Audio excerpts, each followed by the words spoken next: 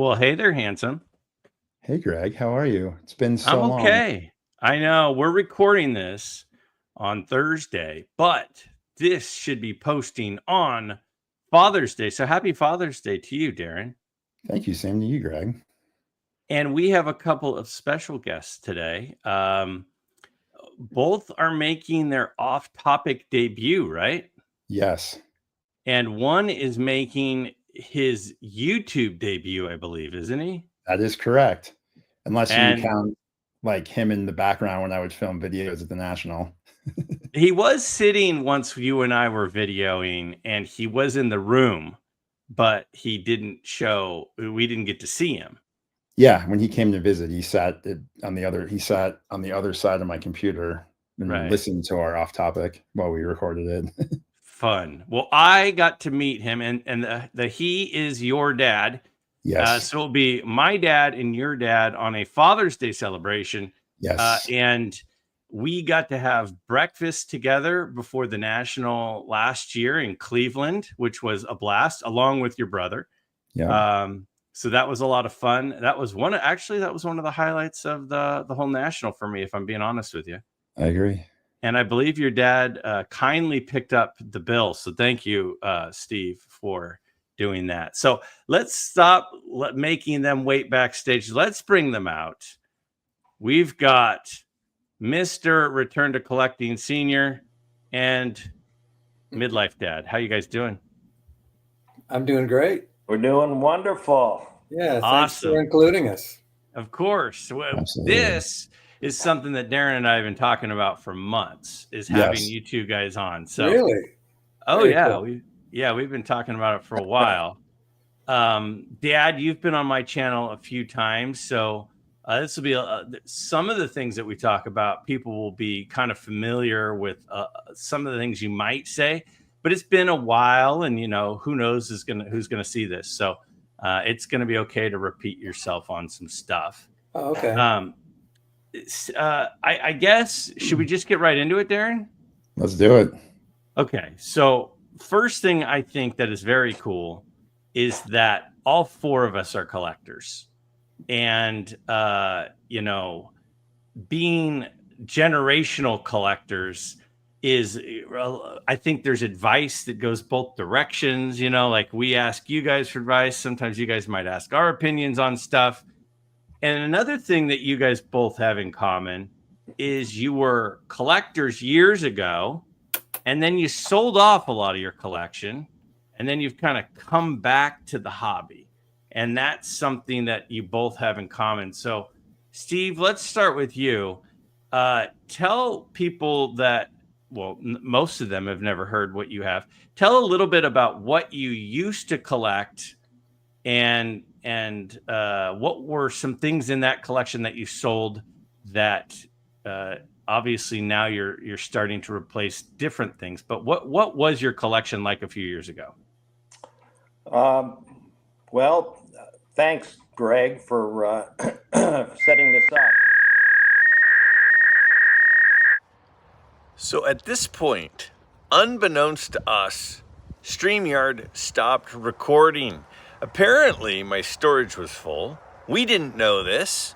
So we went on for the next 55 minutes or so, talking about all sorts of different things and cards and sharing different items in our collections. And it's gone forever. Apparently, Streamyard does not notify you when you've run out of storage, or when you're close to storage, or that it's no longer recording. So what did we decide to do? We almost just, I was like, let's just scrap it. This sucks. And Darren said, no. We are getting the band back together to finish what we started. So on Saturday, yesterday, that is where we picked up our conversation from where we left off. Okay, so after our interruption, Steve, you were rudely cut off by StreamYard, and you were talking about cards from your collection that you had a few years ago, and that how you sold it off, and what you had, and why you sold it off.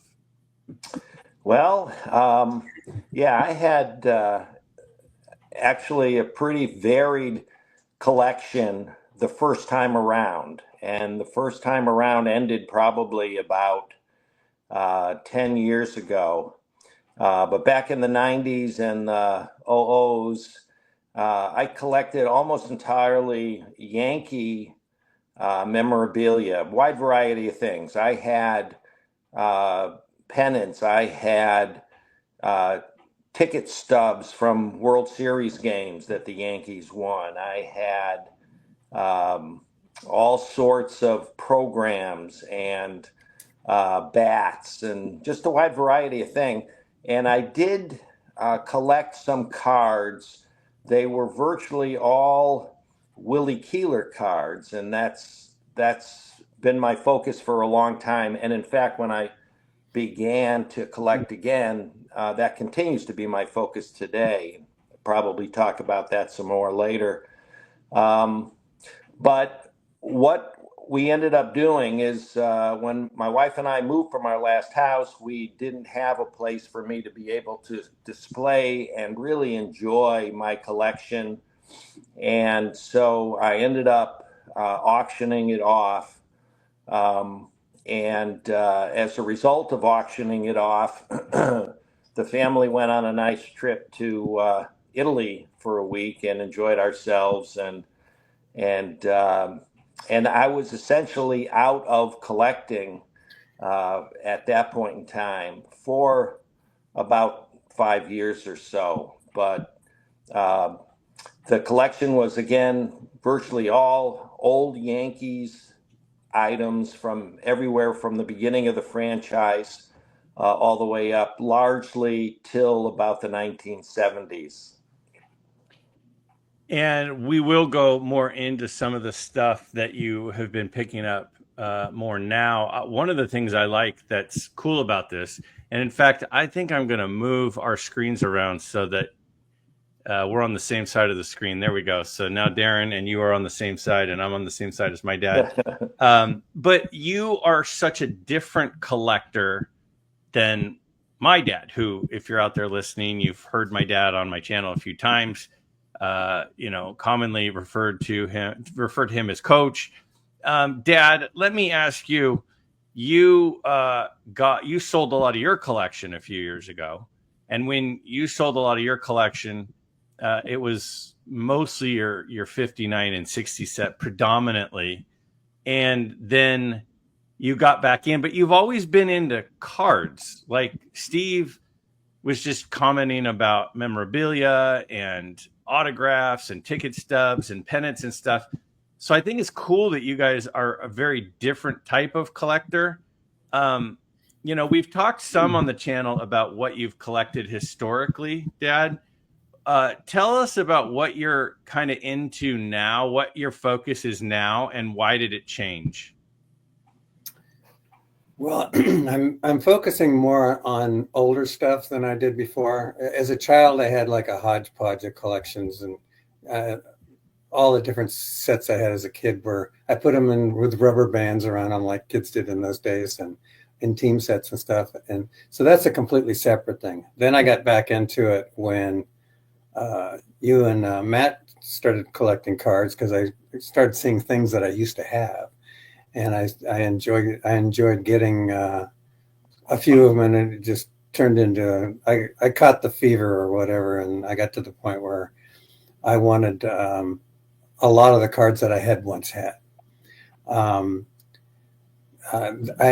I got to the point where I had them in really high grade, and I looked at them a lot and enjoyed them, and I just kind of they had so much value in them to other people, more so than me, because I had them in such a high grade, they were worth a lot.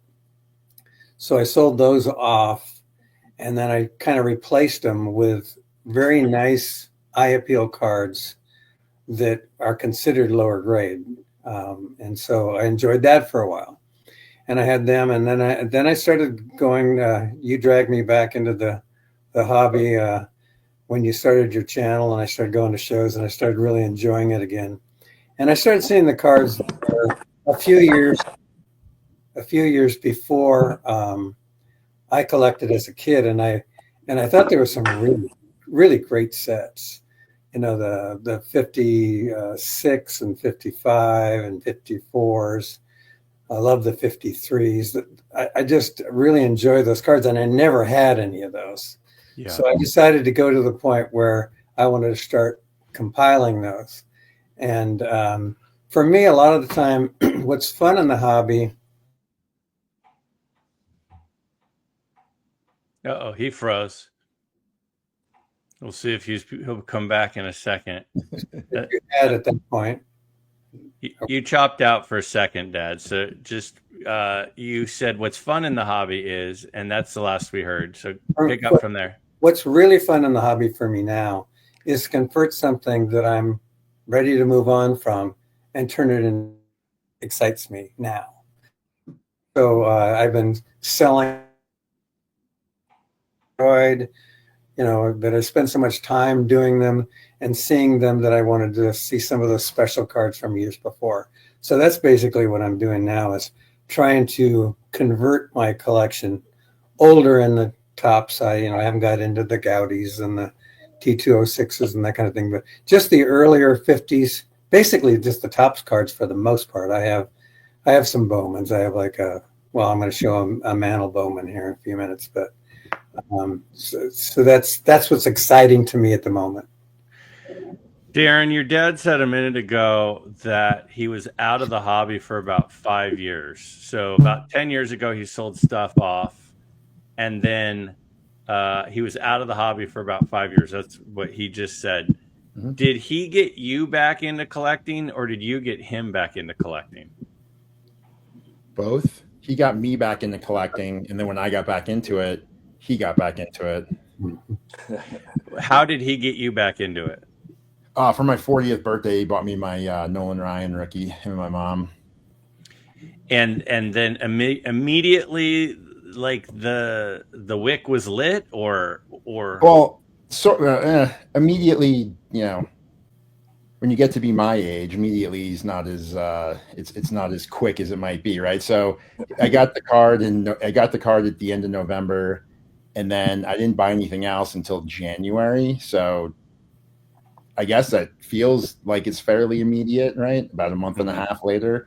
And that's when I started picking up stuff like things I just really, nostalgic stuff when I was a kid, right? That's when I got my 54 Topps Aaron and my 55 Koufax, my 56 Mantle.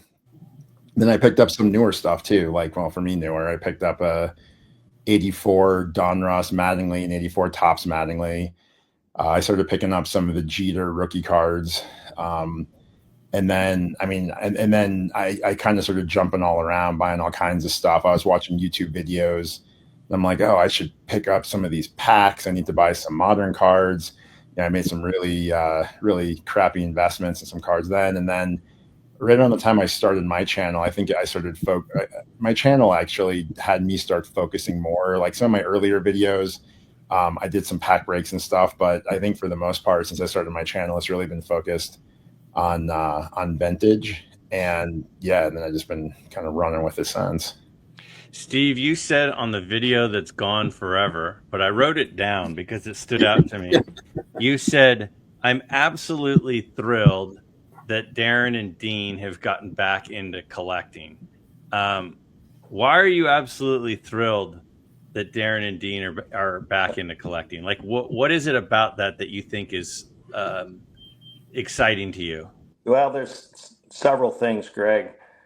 First of all, they're both getting an enormous amount of enjoyment out of it.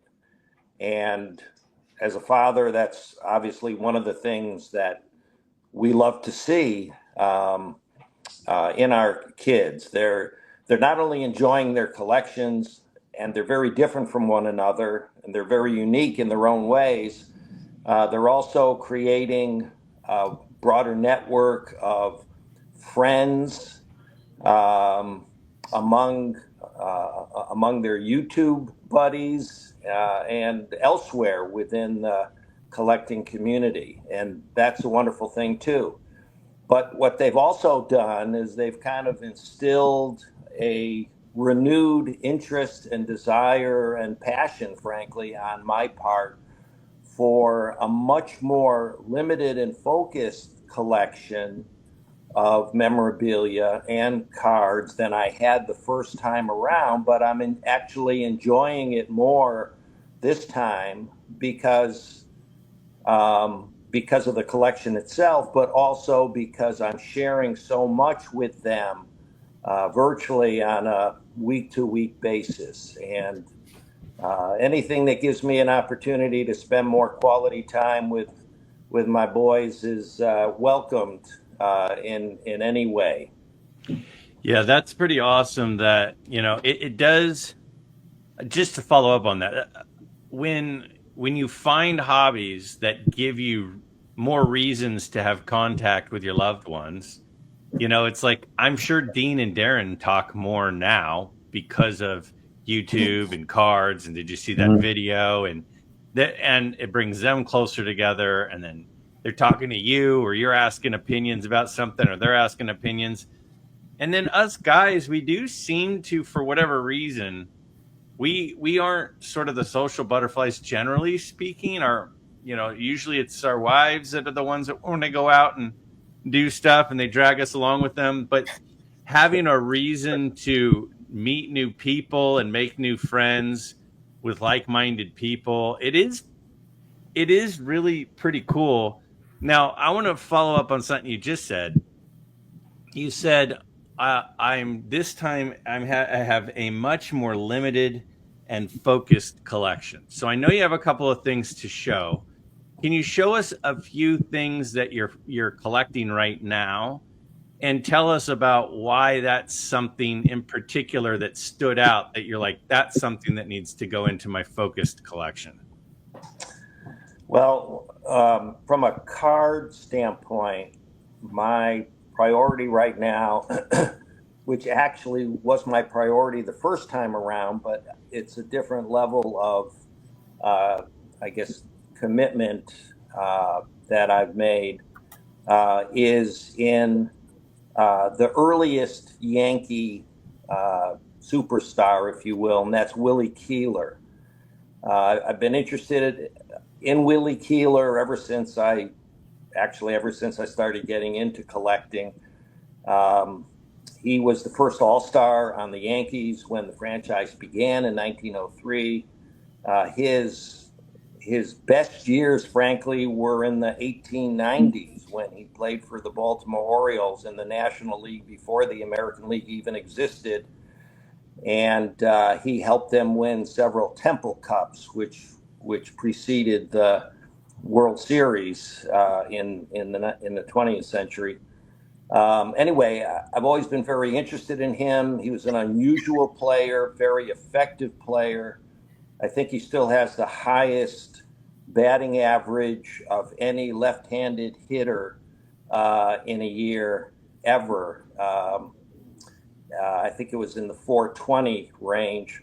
Anyway, I just became enamored by him, and I like the history associated with him and the early Yankees. And so I've really been focusing my card collection on him. I can show a couple of cards that I really enjoy. This one is a fairly common one. It's his T206 Willie Keeler with bat. But I love this card because it shows two things about Willie Keeler. One, it shows how he normally hit, which was choking up quite a bit on the bat, because he used to hit a lot of singles. He developed what they used to call the Baltimore chop, where he would hit the ball down hard in front of the plate, and it would bounce over the third baseman and shortstop's head, and it would allow him to get a single, or if he was fast enough, a double. The other thing that I find really interesting about the card is his glove is in his back pocket, if you can see it right down here. And that was pretty common in the 1890s and the early 1900s. The players would just keep their glove with them when they batted. And so that card's pretty unusual from that standpoint. And the other card of his that I wanted to show, which is one that I picked up last year, which is his card from his rookie season. This is Bryce Williams from 1903, Willie Keeler, and I love this card. It just he's obviously dressed up. He's not in his uniforms. He looks very distinguished. And that, frankly, is pretty unusual for ball players back in the early 1900s. But it's to me, it's just a beautiful card, and I enjoy it quite a bit. So those are some examples of the Keeler cards that I have and I'm enjoying.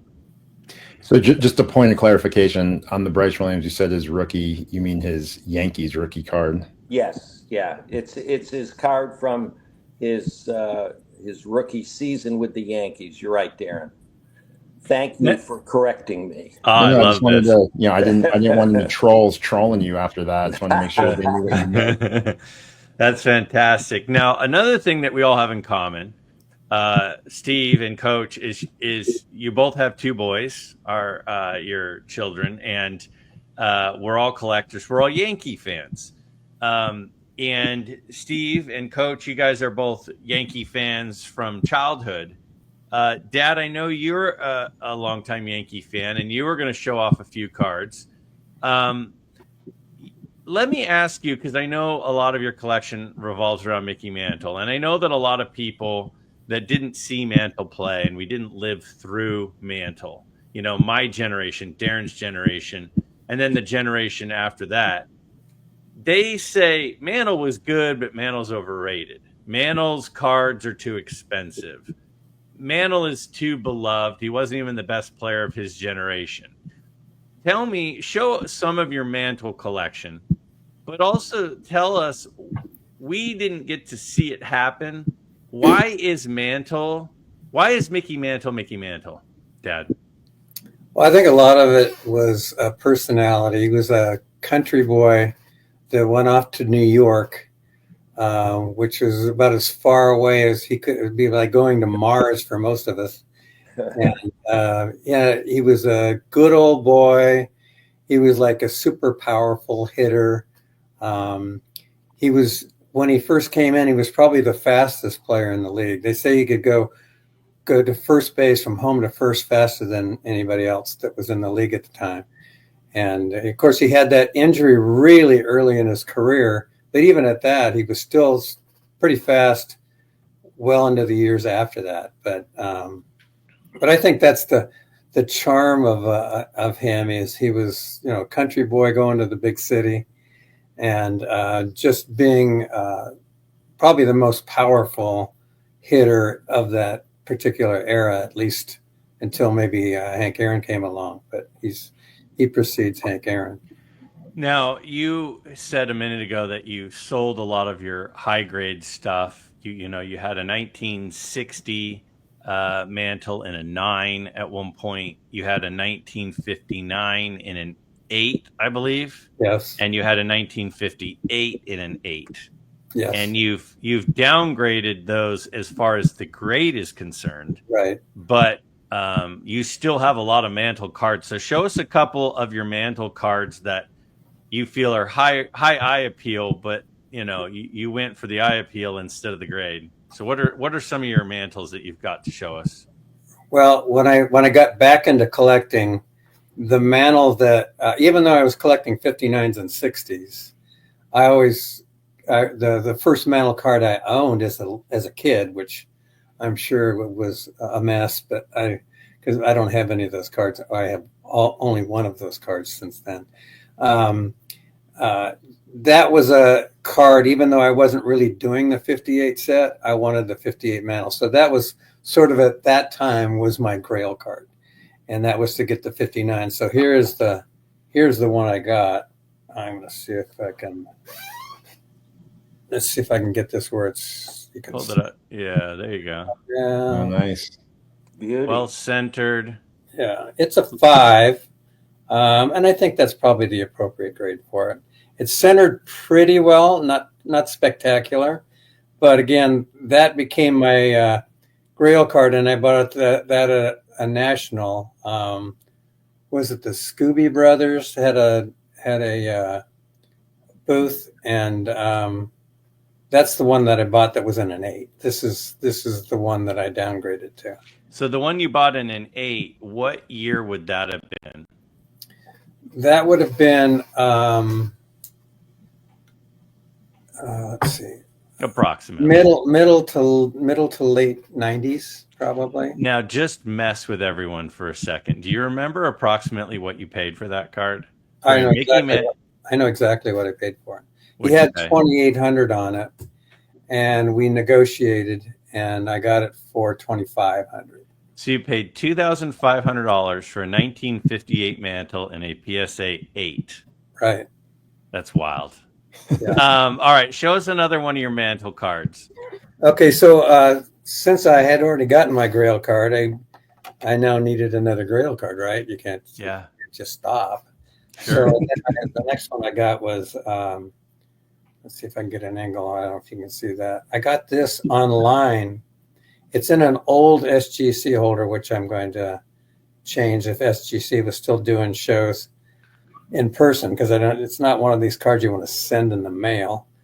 But it's in he's holding up a 56. If you're listening, he's holding up a 1956 Topps in an old label SGC 6. Right. And so that became my Grail card. And so I love this card. I might even say between that and the 53 are my two favorite Mantle cards, is the 53 and the 56. I love that card. And then you ended up recently, when that card got acquired, then you had a new Grail card. What was the new Grail card after that one? In between that, there was one other. I stumbled on what looked like a really nice 54 Bowman Mantle. It was ungraded, so I kind of took a shot. And even though, normally buying an ungraded card for a lot of money, I saw it on Whatnot, and I just decided to take a chance. And so I got it because it was centered, I thought, really nicely, and it looked like it was in really nice condition. So I paid it and then sent it in. It got a lower grade than I thought it deserved, but at the same time, it's the 54 Bowman. Let's see. Let's try to get the little lighting right now. Nice. There you go. So he's holding up a 54 Bowman Mickey Mantle in an SGC holder, which was bought raw on Whatnot. Talk about a roll of the dice. Mm-hmm. That's a beauty. It's a beautiful card. He's probably the only guy I'd roll the dice on. I really felt like I just felt like, again, I think it should be higher than that, but it doesn't matter because I'm never going to sell it. Darren, let me ask you something. So your dad just held a couple of really nice Willie Keeler cards up, and I know he's gonna show some other stuff. Again, he's a memorabilia guy, maybe even more than a card guy. When you see your dad buy something new, are you like, what goes through your head when your dad is telling you what's on his want list? Are you like, why is that on his want? Like, because he collects a lot differently than you. Yeah. But you both have really spectacular collections. Do you like the fact that he kind of is in a different lane than you? Do you sometimes wonder why he's in that lane? Like, what is your thought process about your dad's collection and the direction he's going when you guys talk about it?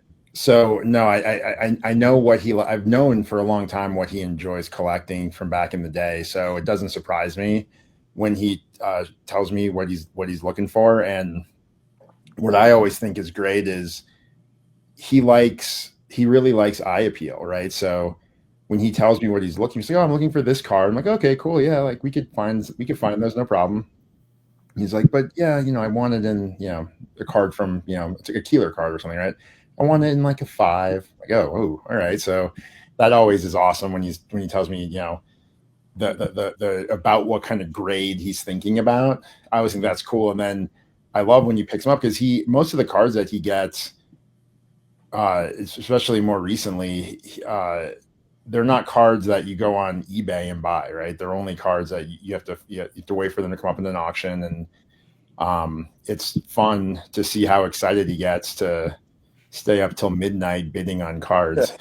Well, that's the fun thing about, like he said, a leaner, more focused, smaller collection, is that treasure hunt is so much more specific. So when something does pop up, the adrenaline rush is probably greater because it doesn't happen as often. Yeah. It's pretty. So how, like, when your dad comes up with something new on his list, does he say, what do you think about this and this going on my list? Or does he say, the new thing on my list is this, and he tells you, or does he check with you? I wouldn't say he checks with me. He'll tell me, and then we'll talk about it. Sometimes, other times he'll give me a heads up that, I mean, it's random, right? Sometimes he'll say, I'm looking for this card. Can you ask around and see if anybody has seen one in a grade in this range for the rare stuff? And then other times he'll say, hey, this is a card I'm looking for, and then he'll let me know when he gets it. And then other times, he'll call me, and I'm like, hey, Dad, and I could just tell by his voice that he's a little giddy. I'm like, uh-oh, what'd you do? Right. But but that's the thing though. Like, I have to give him props. Like, he and I, historically, neither one of us have like a lot of patience. The one thing he for sure has patience for, other than fairness, his grandkids. He's good with grandkid patience, but his patience with waiting for the right card, right? So we were at the National last year, and he said, I really want to get a Ramley Keeler. So, okay.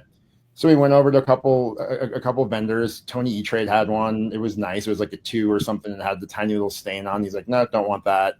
We went over to the, I think it was Love of the Game auctions. They had one in the case that they were going to put up in an auction. I'm like, oh, this one's nice. He's like, no. Look, see this little thing here? No, I don't want that. I want one that has better eye appeal. And I'm like, this is a rare card, right? Like, I would have just bought one. I would have looked at those two, maybe a third one, and said, I'll pick the nicest of the 3. That's what I would do. He's like, no, I'm just going to wait till one comes up that has the eye appeal that I want. And then he texted me and said, hey, I can't remember what auction it was, because, hey, this auction's got a Keeler in a grade that I want, it has the eye appeal that I want.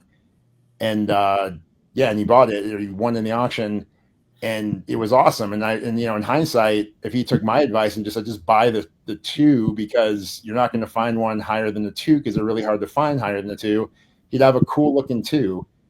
But instead, he was patient, which I don't. That doesn't really, I don't comprehend patience very well. So I'm like, why would you wait? But then, because he was patient, he was able to pick up. He wants you to show it, Steve. So Steve's going to now show us the Ramley Keeler that Steve recently, and it is a stunning. He's holding up a stunning 8.5 SGC 8.5. Oh my! So had he taken my advice, he'd have a pretty nice looking 2, but instead he was patient, and he has probably the highest graded one. Well, it's an interesting story about this particular card. Of course, the Ramleys were made back in 1909, and I think they're just probably one of the nicest looking cards. The design, artistic design of it is wonderful.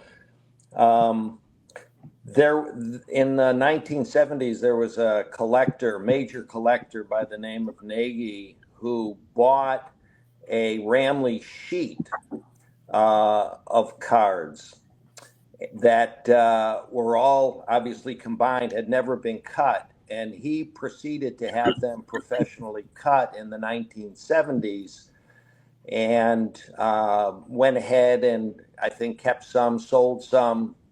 And that's where this card came from.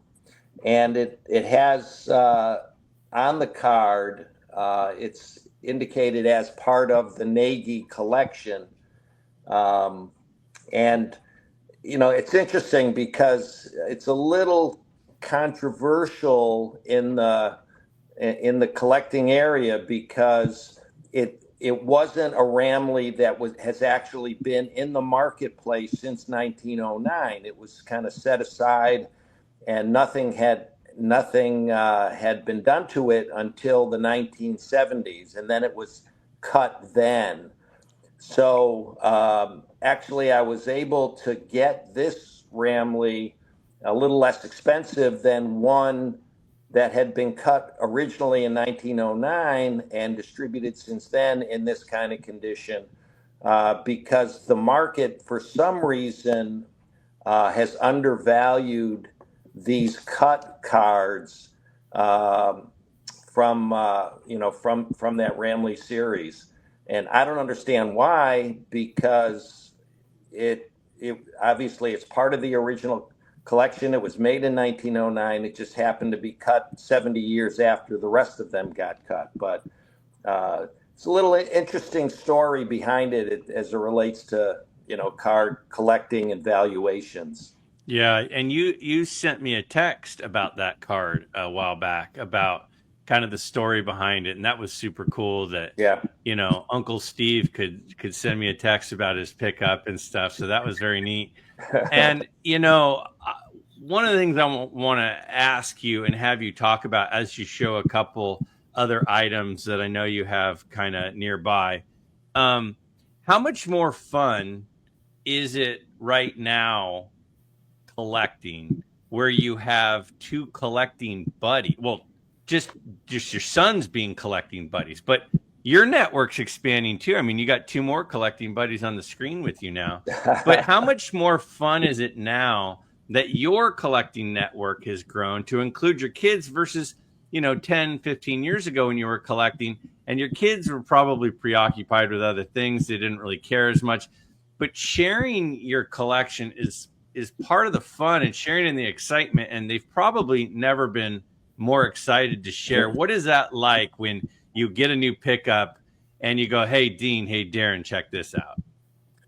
It's wonderful, Greg. I mean, you're right. I mean, I collected, as I talked about before, a lot of Yankees memorabilia back, 20, 25 years ago, but I collected it 100% on my own. I mean, the boys would look at it. When I wasn't around, they'd put on Elston Howard's pants from 1955. I think it was his rookie season I had his pinstripes. But they really weren't into the collecting much more than just kind of observing and chatting with me a little bit about my collection. Now, like you point out, being able to share this literally daily, weekly with both the boys is, I'm very grateful to be able to do that. And it's a wonderful thing. We talk about my collection, we talk about their collection. I talk to one of them about the other one's collection. It's very nice. And then, I'm not as well integrated in the YouTube collecting community as both of my boys are, but having an opportunity to spend some time with you, Greg, and Mike, getting to know you, enjoying that, seeing your collection, see what excites you. That's that's the thing that really turns me on, frankly, is the enthusiasm in the community for the collections. And we talked a little bit about want lists and priorities, but one of the things that I'm really enjoying about recollecting now is every once in a while there's just some spontaneous item that shows up that just really excites me. And in some of these auctions that I've been participating in, and every once in a while I'll win something that that I'm just very excited about. And I just wanted to show quickly one example of that, something that came up in an auction actually earlier this year that I was fortunate enough to pick up. And I was talking a little bit about that Ramley and how it was part of a a set that hadn't been cut back when the card was originally manufactured. But I bid on and won a strip card from 1920 that essentially includes what I think is one of Babe Ruth's Yankee rookie card, because it actually shows him as a pitcher for the Yankees, but it has a number of incredible Hall of Famers on the strip card. And here, let me see if I can show that to you, because it really is something I'm enjoying a lot. See here's the strip card. Here's the Babe Ruth. But as you run down the strip card, you'll see it starts running into other players. Tris Speaker, Ty Cobb, Roger Hornsby, Walter Johnson, Grover Alexander. You know, this just really excited me when I saw it. I was lucky enough to be able to win it, and I look at it every day, and it puts a smile on my face.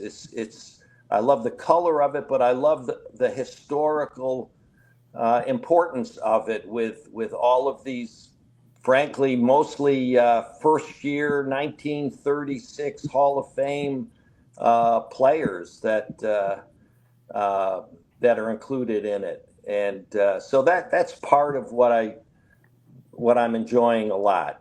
Yeah, and being able to share not only with my sons, but like you guys and others that, for example, may be seeing this video. Yeah, the treasure hunt is pretty cool. Darren, Yeah. what were you going to say? I was going to say he kind of sold himself short though on his contacts in the YouTube community. Like three of the best people in the community. Greg, you know him. You hung out with Orlando for like an hour at the National, walking around. We all love Orlando.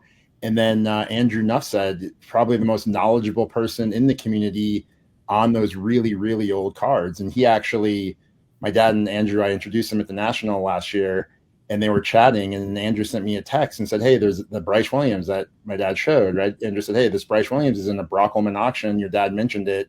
I said, hey, Dad, check it out. And then he got it, right? So he leveraged his relationships with some key YouTubers to be able to help find some of these cards. So don't sell yourself short that, you don't really have a big network in the community. You've got some. It's growing. It's rapidly growing. Yeah. Now, Dad, let me ask you something. One of the things that you mentioned briefly earlier, and you like to collect where you can have the hobby pay for the hobby, because what a lot of people out there listening are thinking is, man, yeah, I wish I had a 54 Bowman Mantle. I wish I had an uncut strip card, with these guys on it. And they're like, I can't do that. But one of the things about your collection, Dad, and has been pretty much since day one, is it's sort of been made out of thin air. It's been kind of created from scratch, where you use the hobby and your hobby knowledge to be able to make hobby purchases. If somebody's out there listening and they're like, I don't really have a lot of funds for cards, kind of describe some of the things that you've done or you do to help create money for the hobby.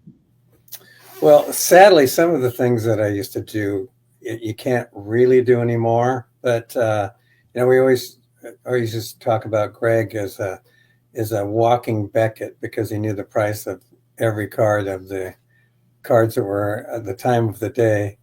And I was sort of a walking short print pop knowledge person. So when I was doing my 58s or 59s and 56 or 59s and 60s, I knew the cards that there were very few populations of certain cards. And I knew it more than anybody who was, I'd go to the big nationals and I would pick up the low pop cards at regular prices because I was the only one that knew that. So I use what I do is buy low pops, get them graded, and then sell them to people that were putting their sets together. So that was a way of me paying for my trip. And that's how another thing I used to do is I used to be sort of a finder's fee guy, where a guy would buy a card from me online that was high grade. And I'd say, at the time, eBay was not keeping you from having communications with prospective buyers. And I would just say, well, I've got a lot of other things, and I just converse with them right on eBay, which you cannot do anymore. Mm-hmm. And I'd say, I have that one, and I have this same one that's relatively low pop, and they would, after paying a lot for the first one, then they'd buy other ones, and then so I'd get contacts that way. In fact, at one point, I had Marshall Fogel bought about 30 low pop 1960 cards for me, and paid the going rate for them. Because, he had, at that point, I think he had the number one set of a lot of different sets down there. And he decided to start working on his 60s. And so he bought a lot from me of those low pops. And I'd just show him, okay, this is what the last one sold for. And then he'd pay. I wouldn't even, eBay wouldn't even be involved. So I was a finder's fee kind of guy, a low pop kind of guy. I'd go to do card shows and make a little money those. And I at one point when the Donruss in the middle 60s were really hot. Middle 80s. Oh, I said Donruss in the middle 80s. Yeah. Middle 80s. I think I would buy like a case of them and then go to card shows and sell them pack by pack and make money. So literally most of the collection and my grading was paid for by other people, by coming across those cards that I knew the value of, that even the dealers themselves didn't know. So knowledge of rare stuff. If you have knowledge of rare stuff and you come across people who don't have knowledge of that rare stuff, then sometimes you can. It's sort of like, I joke. Well, I don't joke. One of the things I do to pay for my hobby is I estate sale now. And right. I go to estate sales and I buy stuff and I go, they're asking $2 for that, but I think I can get $40 for it. I'm going to buy it. I'm going to sell it. It's the same sort of thing, but it's with cards. But the ease of finding information now is so much easier, where you can just take a picture of it and Google Lens will tell you what it is, or eBay will find it. That a lot of those things have definitely gone away. Now, we're about 43 minutes into round 2 here. It's funny because I started with about 3 or 4 topics I wanted to cover with you guys, and it has grown and it has grown. So I could do this all day long. We won't, but I could do this all day long. I have a couple of questions of like fatherly advice. Now, some guys out in the community that, are good buddies of ours, their fathers aren't around still. And we're recording this and posting this on Father's Day because of how special it is that we get to do this with our dads, Mm-hmm. And even though Darren and I, had daughters, and our daughters don't seem that interested. I know Darren has stepsons, but we have daughters. My daughter's more interested in it than they are even. Yeah, well, that's true. That's true. You have said that. But what is a piece of advice, Steve, that you would give to somebody out there listening, being a longtime collector who's been in and then out and then back in? What advice would you give about like collecting, about buying, about the process, about what to buy, about any of that kind of stuff? Because, you always hear these people out there. And one of the most common things I hear from modern collectors is nobody's going to care about those guys anymore. Nobody saw Trish Speaker or Ty Cobb or Walter Johnson. It's all about Ohtani now. It's all about Mike Trout and Aaron Judge now. Like, it doesn't even have to be about that. But what would be a piece of advice you would give to a collector out there, some fatherly advice about the hobby? That's a great question. Um, I guess what I would encourage people to do what I try to do, and that is focus on things that excite you. Focus on things that you love to see, to touch, that give you personal enjoyment. Um, if you, you know, if you love a particular player, maybe having a nice run of their cards is what gives you enjoyment and is going to be the kind of thing that you're going to want to pull out of your desk drawer and look at every day. To me, the enjoyment in collecting is doing what suits you, doing what excites you, and taking advantage of that as best you can within the limits, obviously, of your budgets, and for you men, what your wives are willing to let you invest into your hobby, and that's important too. But keep it exciting. Keep it such that again, you enjoy what you're doing. If you're sitting at your desk and you're not busy in the middle of doing other important things, you just want to pull out your collection and you want to look at it, and it's going to bring a smile to your face, and that's what you ought to be focusing in on. That's good advice, and I'm going to go to you in a second, Dad. But Steve, I do know you have a couple of other things nearby that we were hoping that you might show. So, would you be willing to grab a couple of your autographs? Maybe are they with you there? Yeah. Why don't you show an autograph ball and a rookie card? Okay. Let me show a couple of things.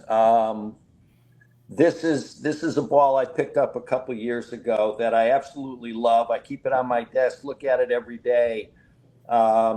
It's a Gehrig and Ruth on the same panel of a card from the 1930s.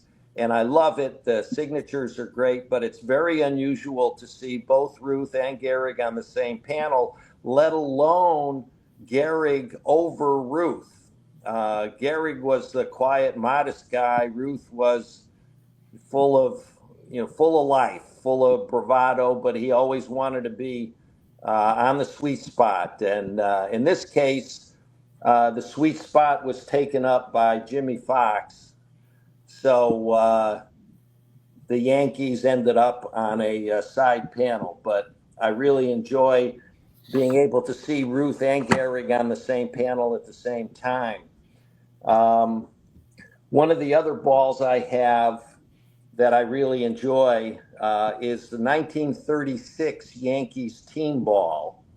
It's got Lou Gehrig is sharing the sweet spot, but this was one of his two MVP years, and the first of 4 years in a row that the Yankees won the World Series in 1936.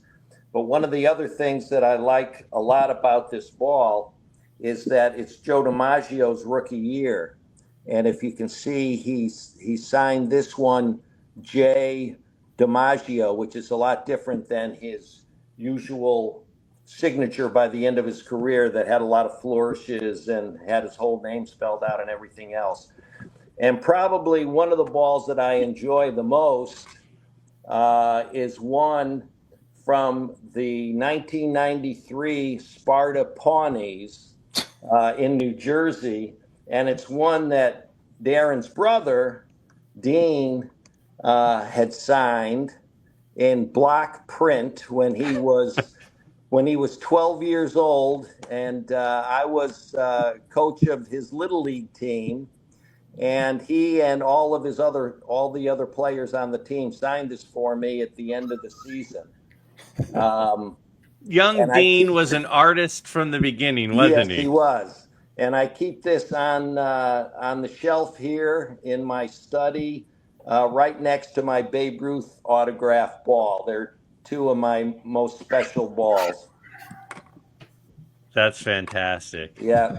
Now, Dad, let me turn to you now. What's a piece of advice for a collector out there? So you got a middle-aged guy like me and Darren, and we're saying, what do you think? I like collecting, but what advice do you have for me? What's your response? Well, Steve had such a great answer that I don't know that I can add too much to what he's already said, because he pretty much hit it on the head. But definitely buy what you like that you'll enjoy, because you never really know what anything is going to be like worth, what type of investment it's going to be. I didn't know whether you're talking about a middle-aged person or a younger person. Either. A younger person, buy, do the players that you like, or if you have a niche of wanting to have vintage cards, then I think that would be something that has more long-term value.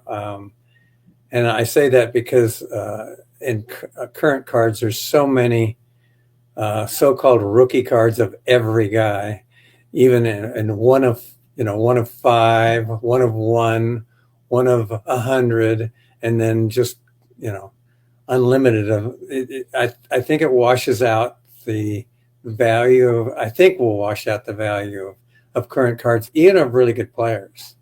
So I would, if you're talking about a middle-aged person, I would definitely go more vintage.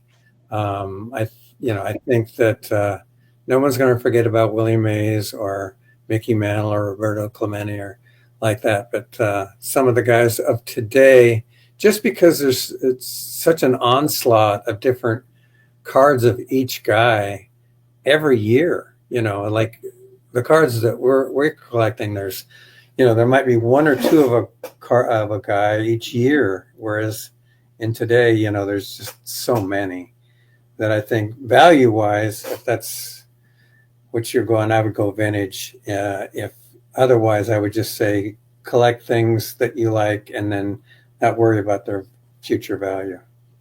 Steve, yes. I don't get this opportunity very often to get to talk to my good buddy's dad. So that you have a unique insight, and Dean probably wouldn't be as quick to be able to answer my possibly my last question here for you.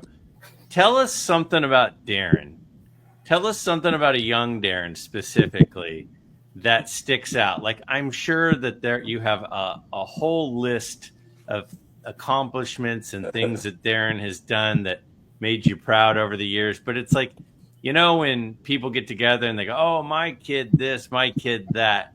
What's something that from Darren's past that you could share with people that you're particularly fond of a memory or something for people listening who know Darren that might be fun for us to hear? Well, I mean, there's probably a whole long list of things over the years, but just a quick story I want to share, which I think speaks a lot, says a lot about Darren. My granddaughter just got her driver's license a few days ago, and the first opportunity she had after she picked up her license to go for a ride, Darren videoed her leaving out the front door, but then he proceeded to get into his car and follow her as she went to visit a friend of hers who was working at Target, because he was he wanted to make sure she got there okay. And it was the first time she was driving her car by herself without anybody else in it. She spotted him when he got there, and she confronted him with, what are you doing here? Are you following me? And he was a little embarrassed, but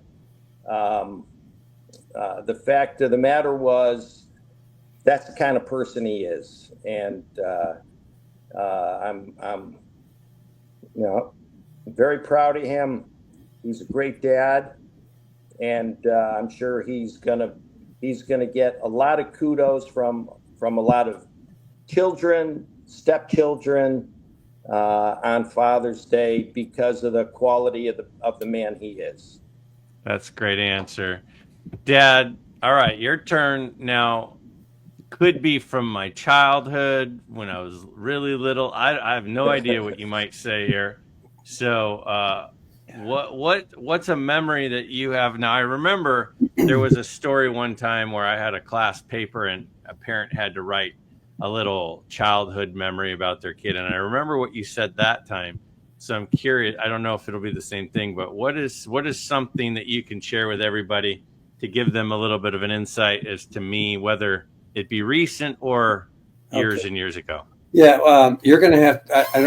I'm not sure which one you're talking about. I'm anxious to hear what that is because I don't recall what you're referring to. I will as soon as you say it. But Greg was quite an accomplished athlete in a lot of different things as a really young kid. He was just an athletic kid, and he was good in everything. And when he was playing Little League. This was his 11-year-old year, so he had another year left to go. And his team was in the city championship. And it was like an extra inning game. It was a 3-game series, and it was 1-1. It was an extra inning game. We had used up all our pitchers, so we're up in the bottom of the inning. There's 2 outs, and he's up with the bases loaded. And he gets the hit that wins the game. So we win the city championship. So that's not the best part of it. As on our way home, I had a conversation with him. Says, what did it feel like to know that you were in this big situation and the whole thing's kind of riding on you? And he says, well, I was just thinking how lucky it was for the team that I was up.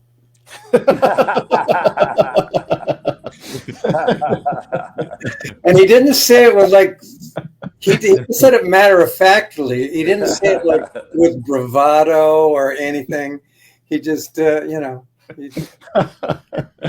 day at the office for him. I'm glad I was up instead of some other kid. That's a good one. All right. Well, that was this recording was better than the last one, in my opinion. So, but the thing that I find wonderful is that we can get together and we can share stories and we can share, memories of the hobby, of not the hobby, of this thing that brings us together. And I think that that's really, at the end of the day, when I look at my YouTube channel, the greatest success of my YouTube channel is these friendships. It's the fact that, literally, I mean, my dad and I are about 5 minutes apart, but, we're in 3 different time zones right now as we're having these conversations. And the only reason that we are together is because of YouTube. And that's pretty amazing. And this hobby. Mm-hmm. The hobby and YouTube literally change friendships. They change, opinions on things. They change passions. And I just think that it's really great that we're able to hear from you guys, hear some, a little bit of your passion. No doubt that Darren and I both have a passion for this, largely because of the passion that we saw you guys enjoy. Yep. And this has been a lot of fun for me. And I said it last time, I'll say it again. I don't know. For me, if you guys are all willing to do this again, I'd love to do this next year too, and just continue our conversation because there's so much more that I could ask. Darren, I'm super glad that we've become friends, and I'm super glad that you introduced me to your dad. He's a great guy, and Dad, thank you for coming on. What parting thoughts do you have for us, Darren? I just wanted to thank them for coming on. Obviously, it's always great to talk with you guys. I thought this was a great setup, with the four of us being able to chat. And I wish you both a happy Father's Day tomorrow. Greg, happy Father's Day as well. And to all the dads watching, happy Father's Day. Hope you guys enjoy your time with your families. Awesome. Steve, any parting thoughts for everybody out there, all your new fans?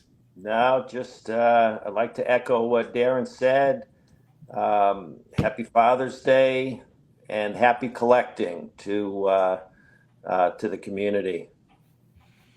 And Coach, anything you want to wrap it up with? Just wanted to say a happy Father's Day to everybody that's listening. I have a son that's a wonderful father and has two wonderful daughters. And I hope that he has a good day on Father's Day as well. So, off topic, we've had a lot of guests, Darren. There are two guests that I have enjoyed speaking with more than these two. Yeah, this is fun. This is very fun. This is very cool. Mm-hmm. I love hearing the wisdom. I love hearing the experiences and the memories. And with that, happy Father's Day to everybody out there listening. And we'll be with you next month. And Steve and Darren, I look forward to being in person with you guys here in about 5 or 6 weeks. About 6 weeks from now. Can't wait to the National. Sounds great. See you in Chicago. All right, guys. Okay. See you guys there. Bye.